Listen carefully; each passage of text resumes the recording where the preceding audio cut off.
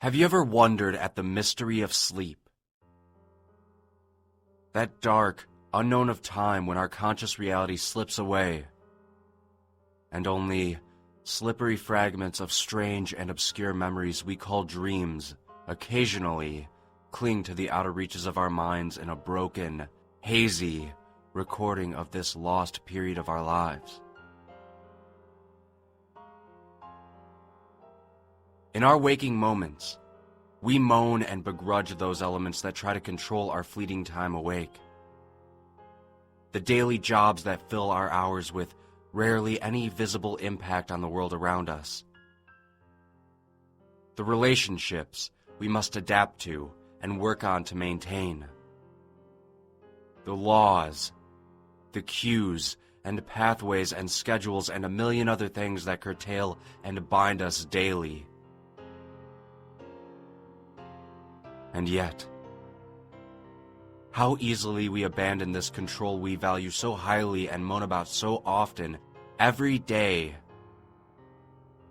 when we close our eyes.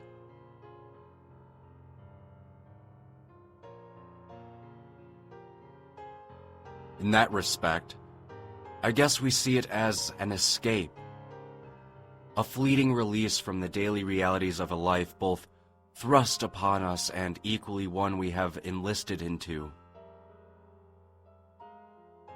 Sleep. A state of nothingness that offers nothing except a cessation of the need to care. Think about how we describe it. We fall asleep. We drift into unconsciousness. Tiredness overwhelms us. The act of sleep, to us, is an abandoning of control, of loosening our hands on the reins of our lives and giving ourselves over completely to a temporary oblivion. Like millions of others, I used to enjoy that feeling, that drowsiness at the end of the day, sinking into a warm seclusion of blanket and pillow, unconsciously releasing the mental tethers to my body, turning off at the end of the day.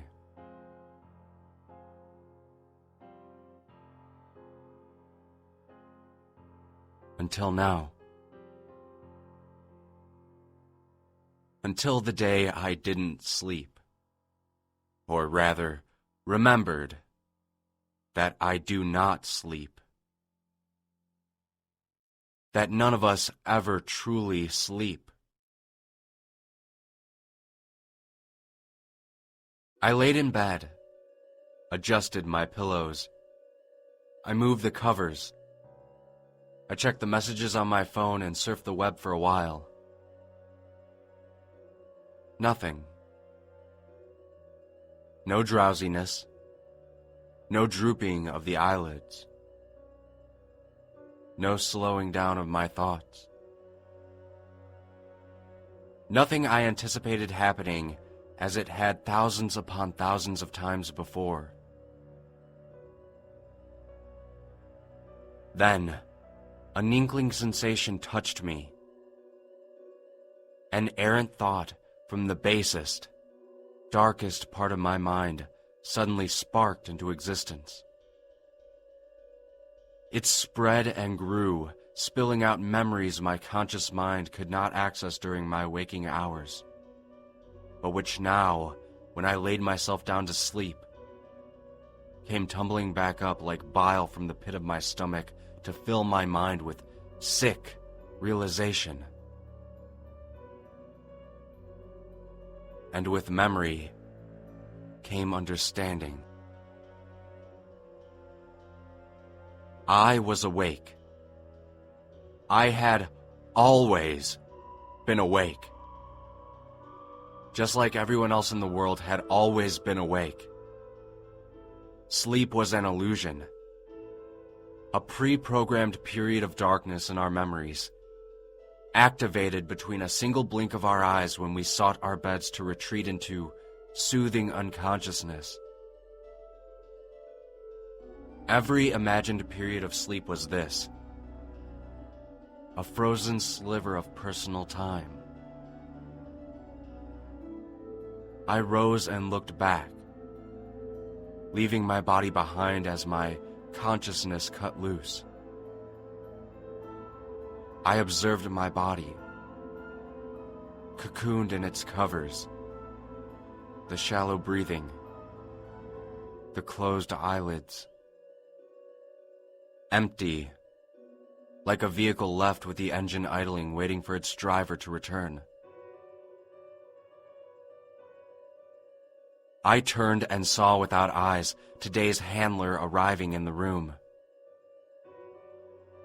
Mentally, I gave it form, for in truth it had none.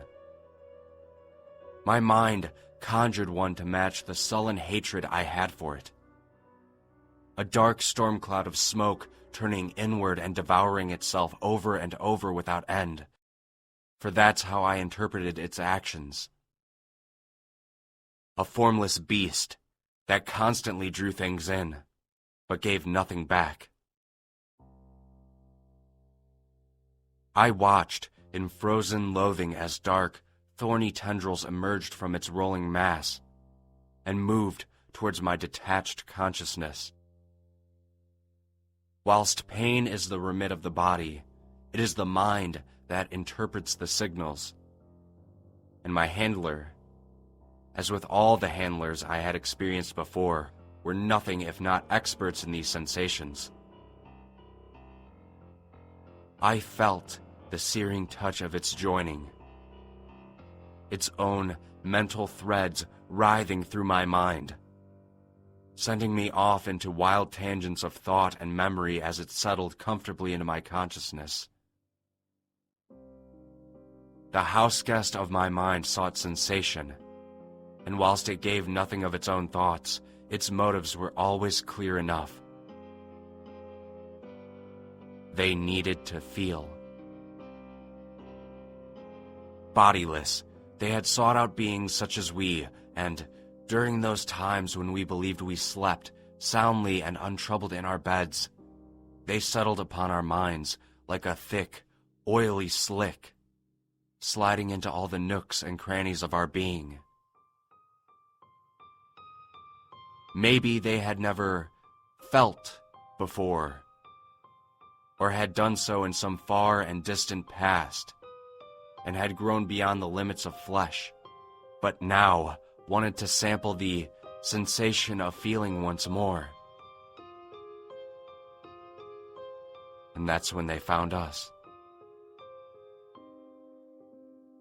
They didn't want to risk us rejecting them, fighting them off, as we would have in response to open subjugation.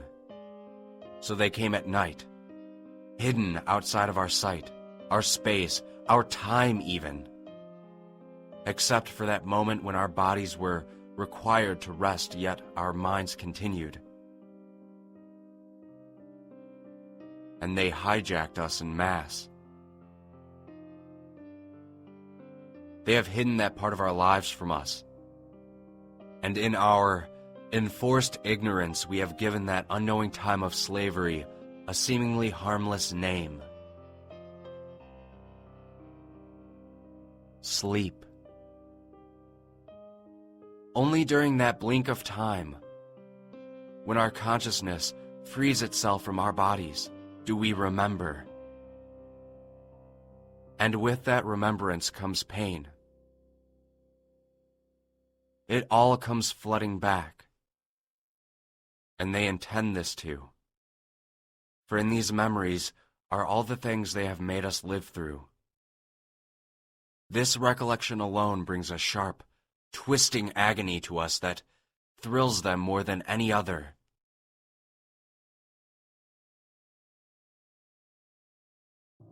Apart and within our minds they create, picking apart our pasts and sorting through our memories. The experiences of our lives are laid out before them, which they shatter like eager children, constructing nightmarish worlds of jumbled thought and sensation.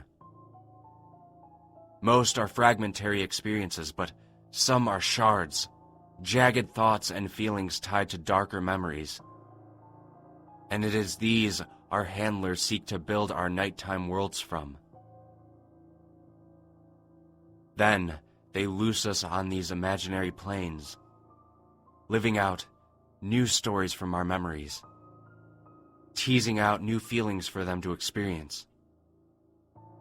Sometimes we live whole lives, but mostly it is the short, sharp thrills they seek, whose fleeting glimpse we catch only as flickers of forgotten terror in dreams of falling from great heights or being hunted by the monsters of our subconscious.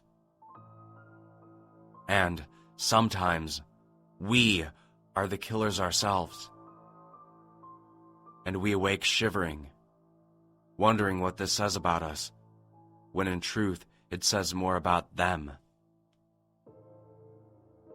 They use us to fulfill these dark fantasies. But the confusion and the guilt becomes our own. And when they are finally done and have had their fill, they release their control, but not before burying these memories deep inside us. Some of these memories escape and seep out into our conscious minds. We call them dreams, and pay them little credence.